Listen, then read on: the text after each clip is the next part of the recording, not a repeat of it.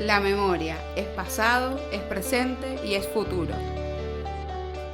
Hoy tenemos a docentes de Mendoza en contacto. Te saludo, Cintia Colombo, ¿cómo estás? Profe de Historia. Hola, buenas tardes. Gracias por el espacio. Y Martín Elgueta, profe también de la carrera. Muy buenas tardes, saludo a toda la audiencia. Bueno, queríamos preguntarles para que ustedes nos contaran un poquito más sobre cómo se ha dado el impacto de la resolución en Mendoza en principio, como para tener un marco. No sé. Bueno, arranco yo, si quiere Martín seguir, no hay ningún problema. Los planes, las reformas a los planes de estudios empezaron en algunas carreras aproximadamente desde el año 2022, que se empezó a plantear algunas reformas en algunas carreras de profesorados, como por ejemplo el profesorado de educación primaria, luego continuó el profesorado de inglés, profesorado de literatura, donde nos dieron a conocer los nuevos documentos con las reformas ya totalmente realizadas de manera inconsulta. Y en el año 2024, febrero, cuando iniciamos nuestra actividad, se nos hizo saber que en la carrera del profesorado de Historia en educación secundaria también iba a estar incluida en estas reformas. Y en ese momento se nos invitó a seleccionar a dos colegas para que participáramos de, digamos, del grupo de curriculistas para hacer aportes y para estar al tanto de las reformas o las transformaciones que iba a sufrir el plan de estudio de la carrera. Hasta octubre no tuvimos ninguna noticia. En ese momento seleccionamos a dos profes. Una es Lourdes Murri y yo, que íbamos a ir en representación del instituto. Nunca se nos convocó, nunca se nos envió ningún tipo de documento como para empezar a leer y compartir con colegas en el instituto. Y es así que llegamos a octubre con la noticia de que ya el plan de la carrera estaba con algunas reformas y se nos habilitó para poder hacer supuestamente nuestros aportes un formulario de Google en el cual nosotros y nosotras como colegas decidimos que no era la forma de poder hablar sobre las transformaciones y las reformas que se habían hecho al plan. Así que bueno, estamos en pie de lucha para poder abrir.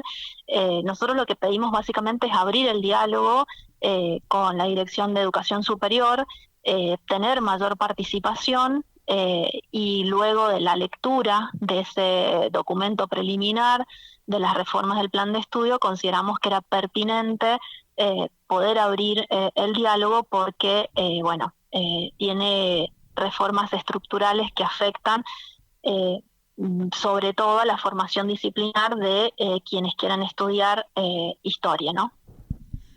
Bien, yo, Cintia, preguntarte, o Martín, más o menos las materias que habíamos estado viendo en los medios que se había dicho que iban a sacar directamente, que tienen una relevancia, ¿no? No me parece que sea muy al azar. Sí, si te parece, nosotros estamos ahora en una radio, en una casa de estudios que recibió unas pintadas frente al tema del adoctrinamiento. ¿Y por qué señalo esto? Porque la 476, que vos hiciste una buena introducción, también plantea de alguna manera un vaciamiento de las ciencias sociales. O sea, no solamente en la disciplina de la historia, sino también en todas las ciencias sociales. Y, por ejemplo, en el campo, porque está dividido en tres campos, el campo de la formación específica, que sería la disciplinar, en este caso historia, el campo de la formación general y el campo de las prácticas profesionales docentes. Bueno, en el campo de la formación específica se ha vaciado de todos los espacios curriculares que tengan que ver con pensar lo social. Entonces, por ejemplo, en los lineamientos que se ofrecen a 476, que es de agosto de este año, no estamos hablando de que es de hace 3 meses, es de apenas de agosto. Bueno, lo que plantea es que el abordaje de todo el campo de la formación general tiene que ser ahistórico, o sea, no tiene que tener una perspectiva histórica, no tiene que tener tampoco una perspectiva epistemológica, ni tiene que tener un abordaje de las tradiciones teóricas que de alguna manera componen los distintos campos. Con esto, ¿qué quiero decir? Que de alguna manera es también una propuesta que es antiintelectual, o sea, es anticrítica, tiene como un sesgo ideológico fuerte, siendo que a veces se señala desde el gobierno nacional que se adoctrina con el abordaje de las ciencias sociales. Sí, también veía que hay han querido como poner una perspectiva en ESI, en inclusión, pero bueno, sí en la parte histórica me parece que estamos un poco perdidos ahí también. Sí, consideramos que uno de los ataques más fuertes que tiene esta reforma encubierta por el gobierno como una reestructuración para evitar abrir también el diálogo no solamente con docentes o los institutos de formación, quitando también autonomía a los institutos de nivel superior, sino que tampoco permite, al ser una reestructuración como ellos lo plantean, no permite tampoco el diálogo con el sindicato ni con otros sectores de la comunidad. Coincido con Martín con respecto al tema del vaciamiento de las ciencias sociales en general, por eso recién mencionaba las reformas en las demás carreras, porque como docentes de historia hemos perdido espacios laborales que han sido quitados o que han sido unidos a otros espacios, quedando con poca carga horaria para la formación en las ciencias sociales. Y por otro lado, esto de perder espacios de pensamiento crítico e incluso de la investigación histórica, ¿no? Entonces, limitamos a los nuevos ingresantes a poder tener una formación más integral. Y eso nos alerta porque quienes elegimos un profesorado en una determinada disciplina, lo hacemos convencidas y convencidos de que nos apasiona, ¿no? Y han querido como formar un combo, un 2x1, de ser docentes de historia y geografía, encubriendo que va a ser en menos años, pero en detrimento de la especificidad de cada una de esas disciplinas, ¿no? Y eso es lo que más nos alerta y es en lo que estamos discutiendo, tratando de abrir el diálogo con la Dirección General de Escuelas y específicamente con Superior para defender la disciplina, ¿no? Permíteme ahí, Paula, hacer un agregado que seguramente con Cintia esto lo hemos conversado mucho. Tiene que ver, por ejemplo, se saca de la propuesta todo lo que es el tema de la historia reciente, o la historia presente también se podría decir, y también todo lo que es la perspectiva de los pueblos indígenas.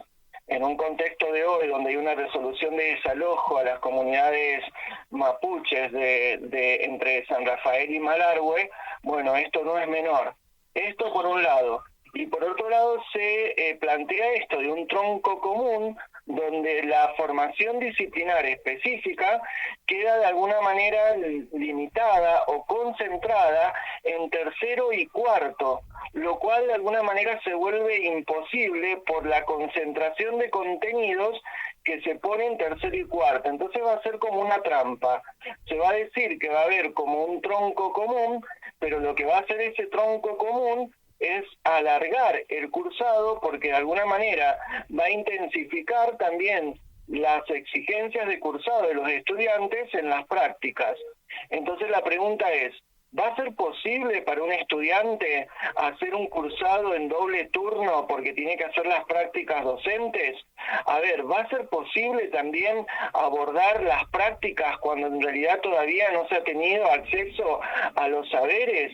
¿Va a ser posible de alguna manera transitarlo en 2 años en las condiciones de trabajo, cuando maternan, cuando paternan, cuando trabajan estudiantes? Parece que esas preguntas la Dirección de Educación Superior no se las ha hecho. Martín, recién te escuchaba, no quiero dejar pasar por alto algo que mencionaste. De forma breve me gustaría que profundices un poco en un ataque que han recibido ahí en la escuela. Me interesa que lo resaltes porque estamos viviendo situaciones de mucha violencia. Hoy se conoció también que en Potrerillos investigadores del CONICET fueron agredidos. Hay como un ataque, un relato generalizado hacia la educación pública, y esto, por más que parezcan simples palabras, después se traducen en hechos muy violentos y muy concretos. Si nos podés mencionar algo de eso que comentaste. Bueno, yo también soy profesor de prácticas docentes como Cintia. Con Cintia compartimos eso, y sabemos que ser docente de las ciencias sociales se ha vuelto en esta época una situación un poco de riesgo, porque ante ciertos planteos de la historia te acusan de cuca, de kirchnerista, de zurdo.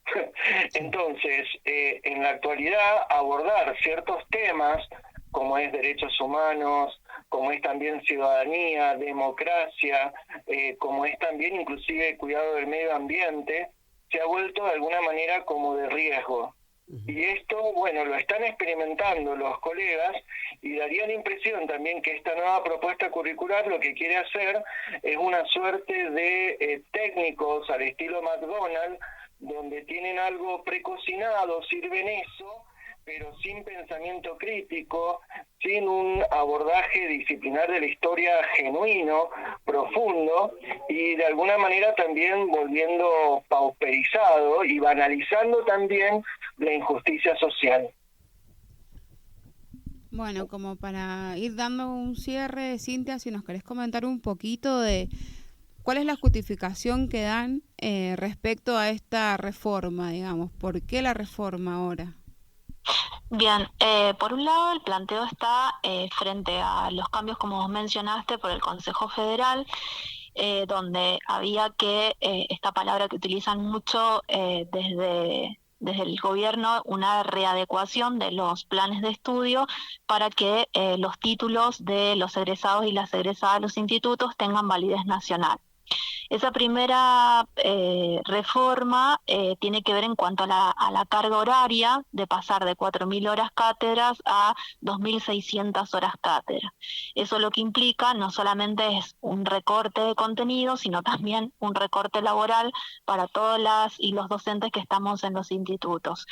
Esto implica que haya pérdidas de espacios, como mencionábamos recién, por ejemplo, el espacio de Asia-África, espacios de historia regional, pueblos originarios, con respecto a la formación general, algunas unidades curriculares como sujetos, sociología, instituciones educativas. Clarísimo, Martín, clarísimo, Cintia, también les agradecemos mucho la comunicación con FM 107.9 Radio Abierta, aquí desde la Facultad de Ciencias Políticas y Sociales. Desde ya toda la solidaridad, y el espacio está abierto para que podamos seguir hablando y visibilizando este tema, y esperemos que tenga una pronta resolución a favor de los planteos que nos han comentado aquí. Así que gracias nuevamente. Y nos estaremos en contacto para una próxima comunicación. No, muchas gracias a ustedes por el espacio, y esto, bueno, nos permite visibilizar nuestro genuino reclamo, que no es otro que abrir al diálogo. Bueno, muy amable. Muchas gracias a los dos profes. En la barbarie de la historia encontramos la dignidad de los pueblos.